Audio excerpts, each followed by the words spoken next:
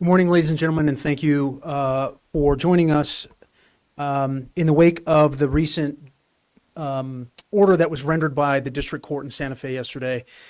Yesterday's decision was, by all accounts, a historic moment, not only in New Mexico's fight to try and hold Meta accountable for the harm that they have caused to our kids, both in terms of facilitating exploitation and addiction, but also in terms of really changing the narrative in this country and frankly all over the world about whether or not companies of this size and scale can actually be held accountable.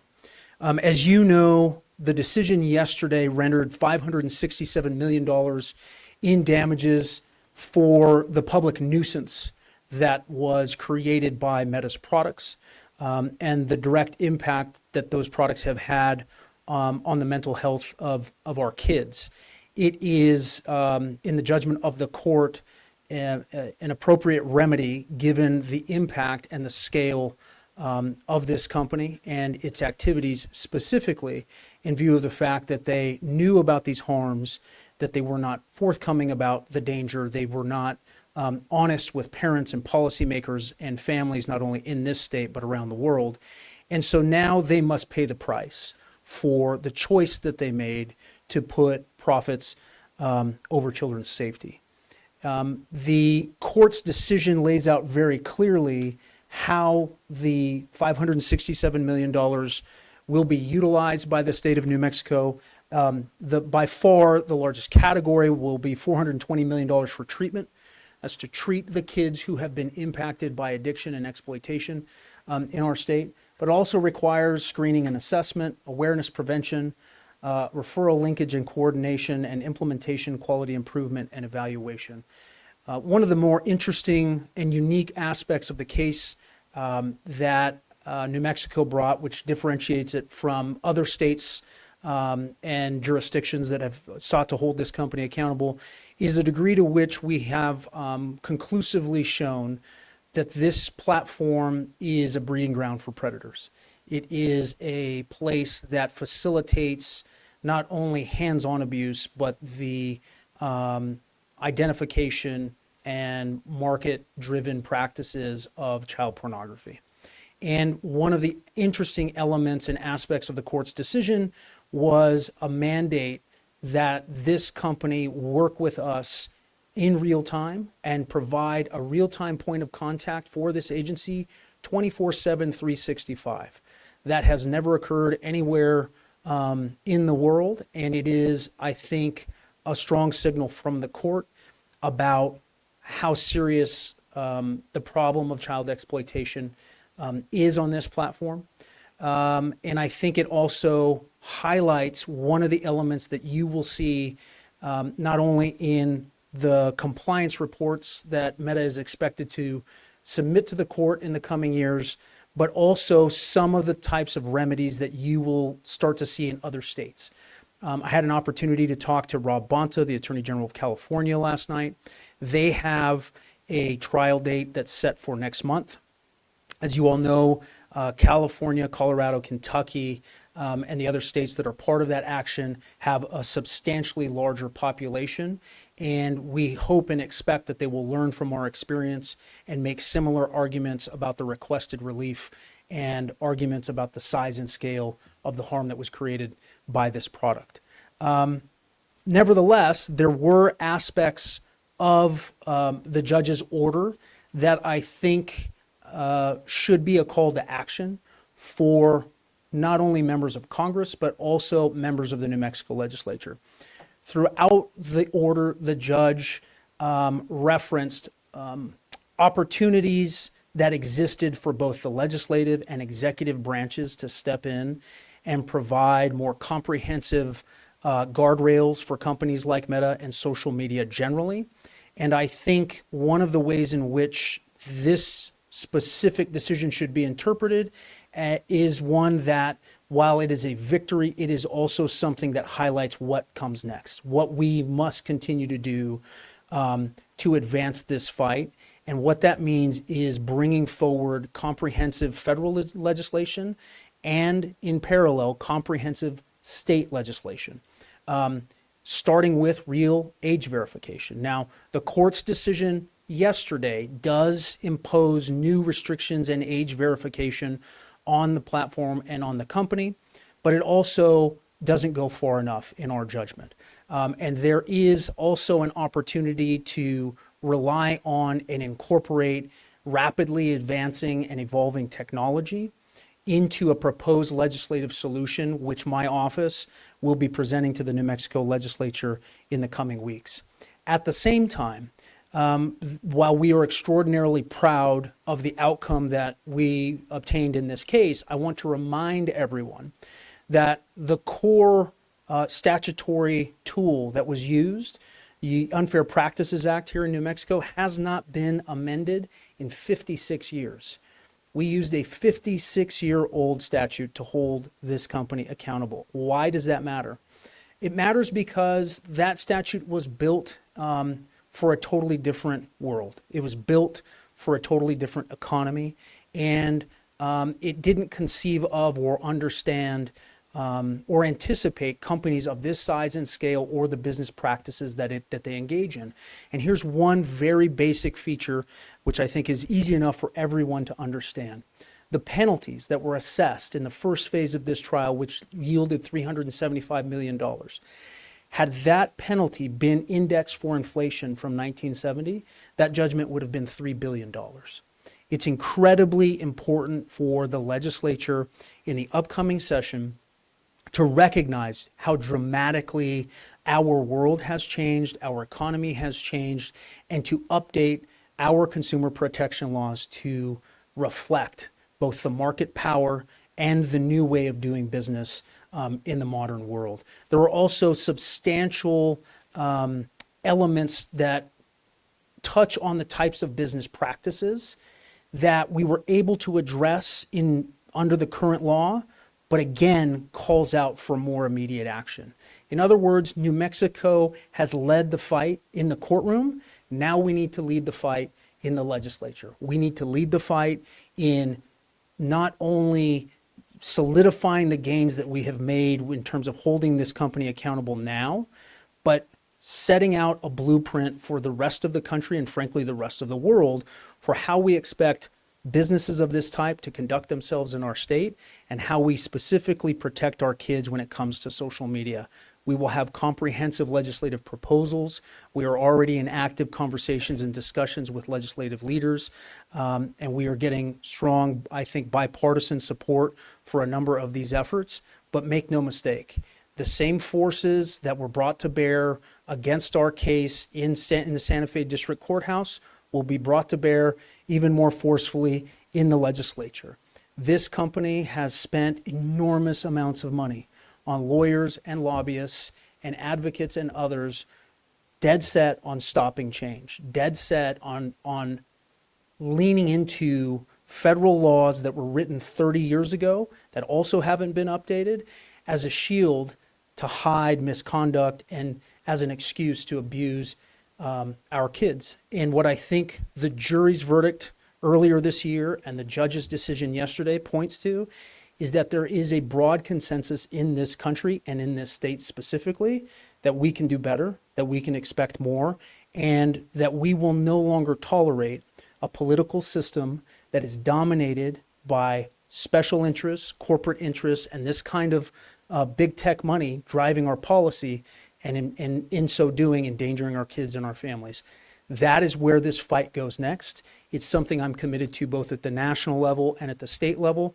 And I think we have an opportunity to lead the way, just as we did in the litigation, now to do so again on the policy front. And so with that, I'll open it up for any questions that you may have.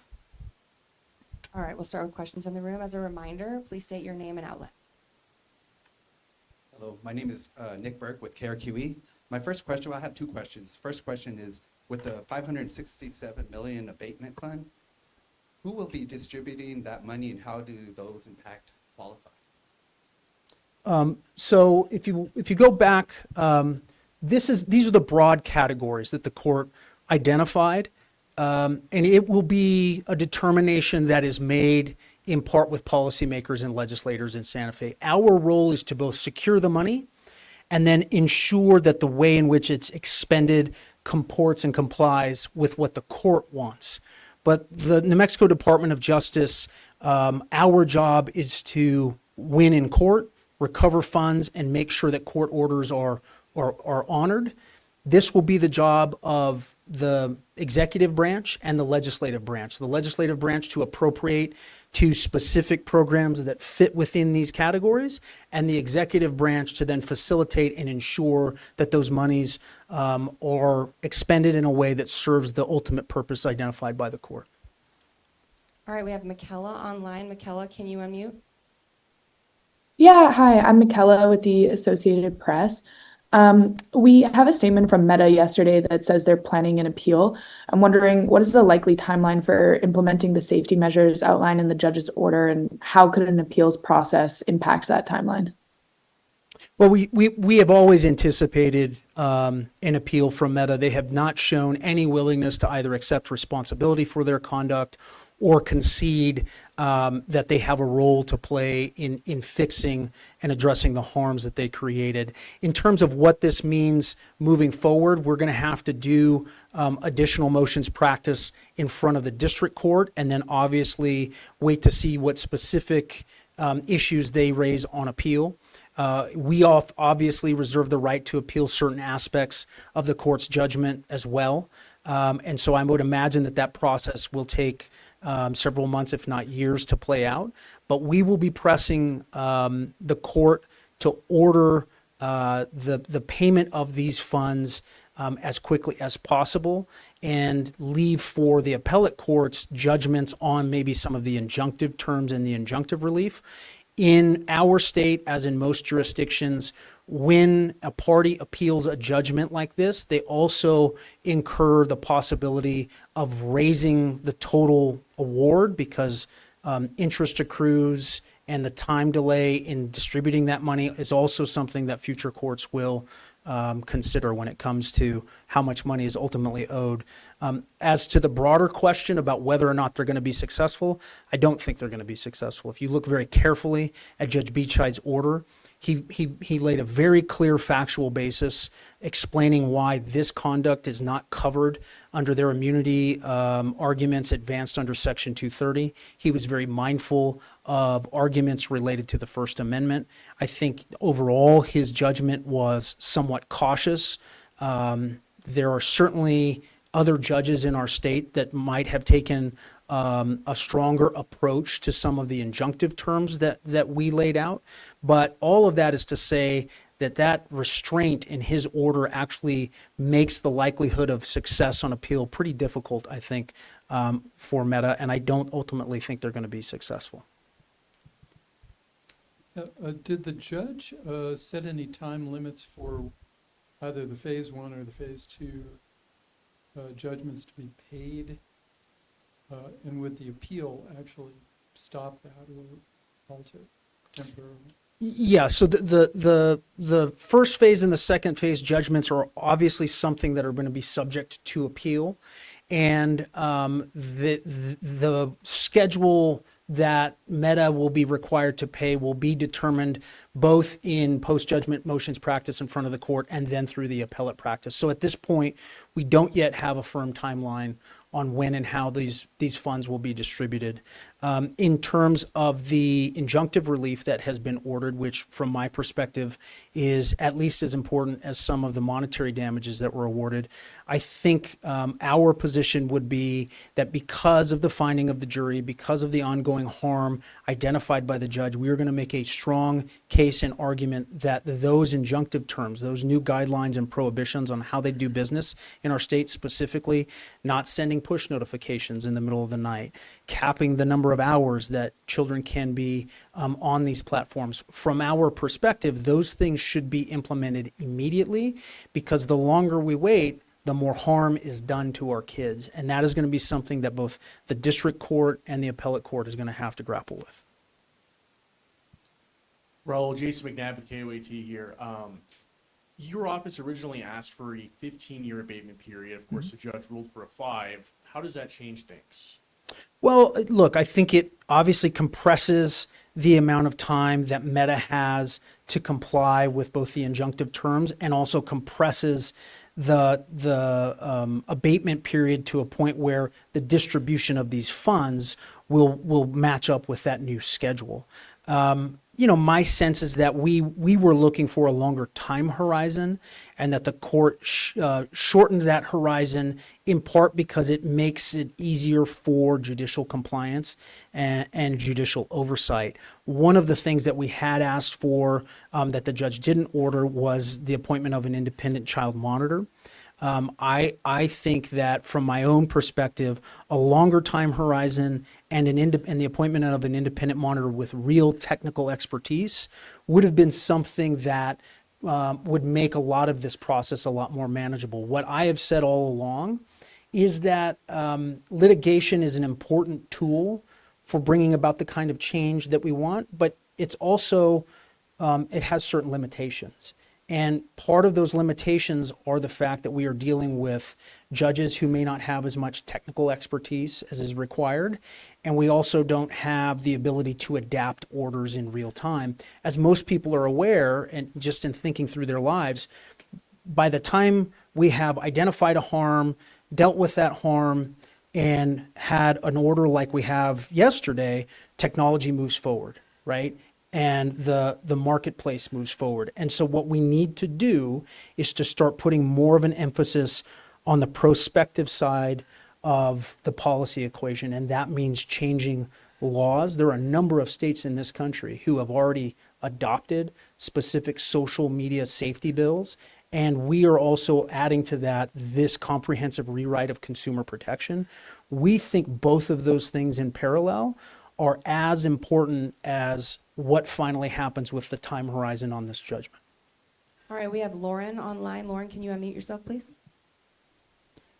Hi, thanks for doing this call. I wanted to ask if you would consider any cross appeal of this judgment in order to get more injunctive relief, and also if you could speak to what other AGs, other plaintiffs might learn from the places in the judgment where the judge declined to go as far as you would have liked, like on age assurance and encryption. Yeah, that's a great question. As I indicated earlier, we are still in the process of evaluating the judge's decision to not grant specific forms of relief that we thought were necessary to make sure that our kids are safer moving forward. And we're going to obviously reserve the opportunity to appeal some of those elements. I think on balance, this is still an unprecedented decision, not only because it's the first time a company has been held not only liable for violations of our consumer protection laws, but also for creating a public nuisance.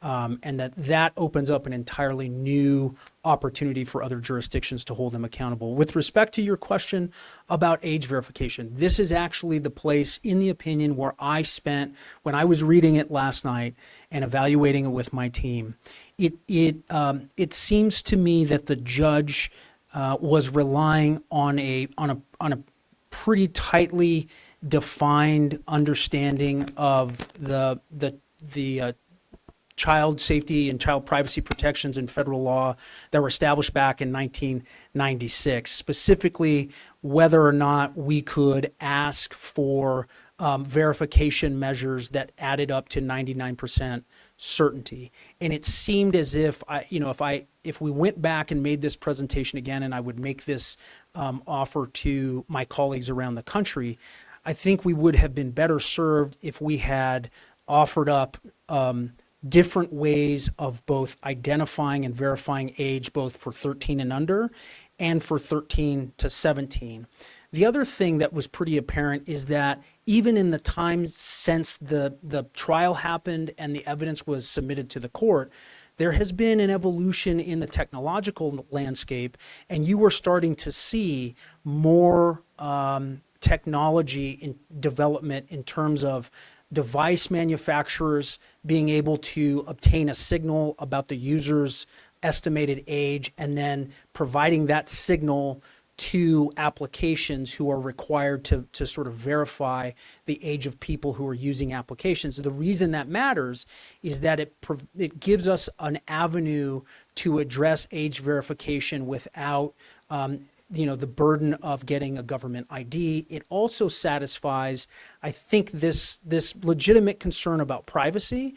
And we are seeing more and more the use of what are called double-blind age verification tools, so that parents, in sort of cooperation and coordination with their kids before they set up their devices and phones, there's a way to identify whether or not an individual using that phone fits within a certain age range without disclosing private or personal information to the ultimate application. So I think building in a more flexible approach to age verification, one that accepts the legitimate concerns about privacy and then responds by using the absolute best and most up-to-date techniques for sharing age verification, is something that I'm going to be advising my colleagues around the country, because ultimately it's a false choice, and it is a false choice that was presented by Meta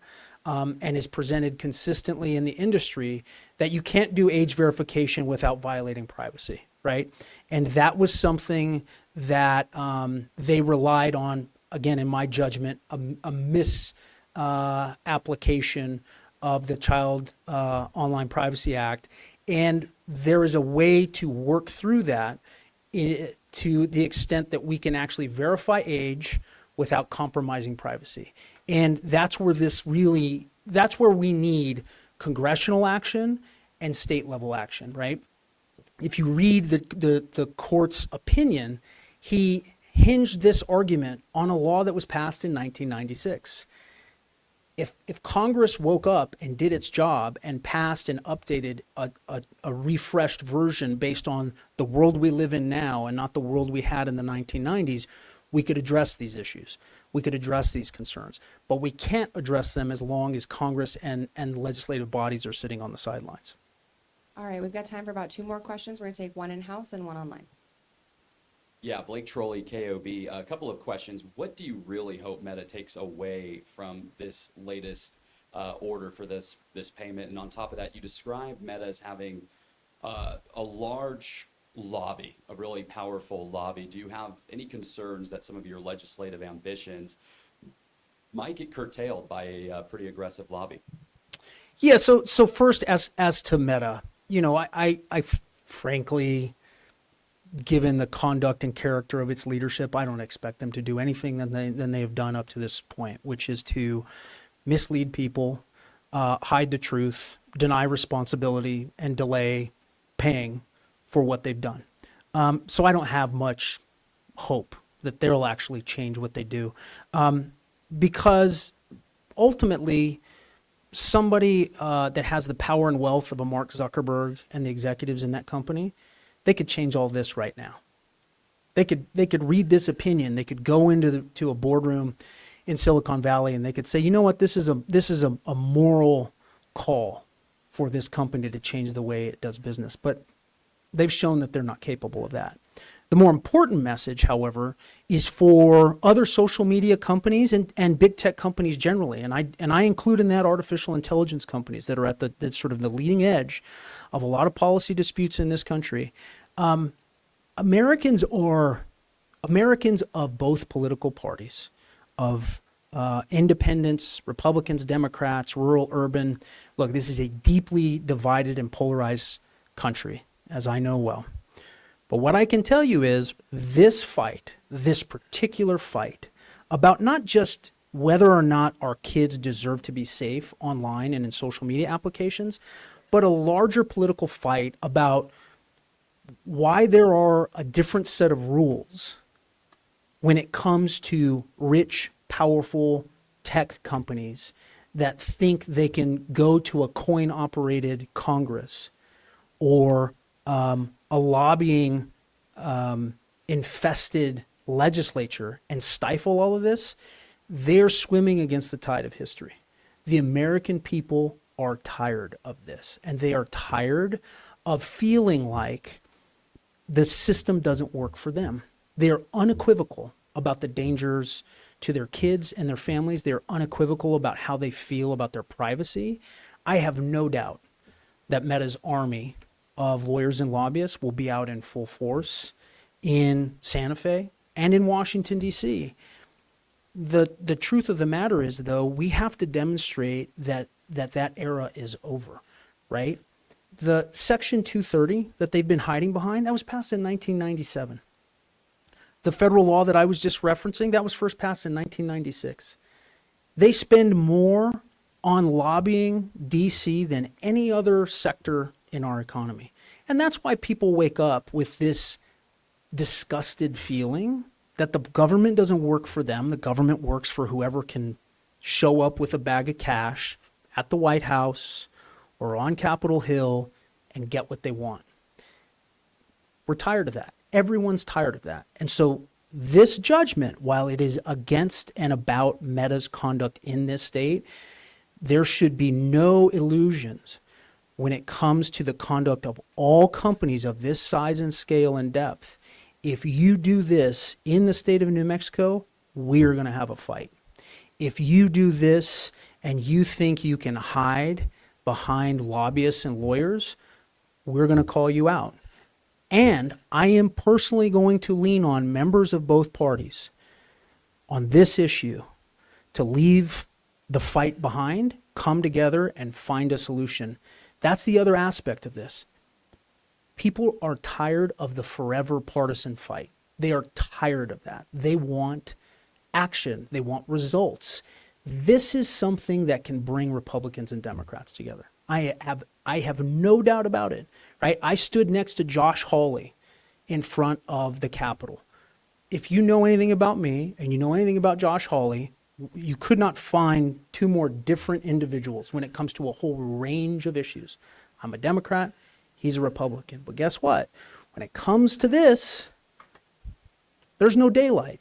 So why don't we try in this country doing things in those limited spaces where we have agreement, just do the right thing.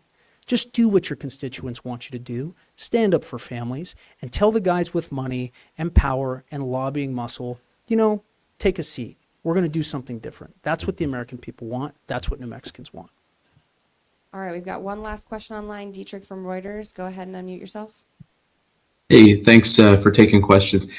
You mentioned there's a lot of money, there's a lot of different injunctive terms. I just wanted to know if you could take the opportunity to name one or two injunctive terms that you think will make the most impact most quickly to protect children. So I'll name a few. Number one, the way in which they deal with CSAM, with child sex abuse material. The court was very clear that what they do right now undermines rather than helps law enforcement and their very clear expectations about cooperation and reporting. Number two, he set specific guidelines on AI-driven chatbots and the ability of chatbots to interact with young people. He set a hard cap on the number of hours that kids can be online on the platforms. And he stated very clearly that they have to do more to enhance their age verification tools within the current framework to make sure that they have a deeper understanding of especially those kids under the age of 13 and to delete those accounts in a way that will shield them from the most harmful content. All of those things those are historic things. Those are things that haven't happened anywhere else in this country, but it's just the beginning, and we have a lot more to do. I hope that's an important first step for us as a state, but it's only the beginning of a conversation nationally that we need to have around all of these issues to make this a safer space for all our kids and families. All right, thank you all for coming, and this press conference is finished up. Thank you.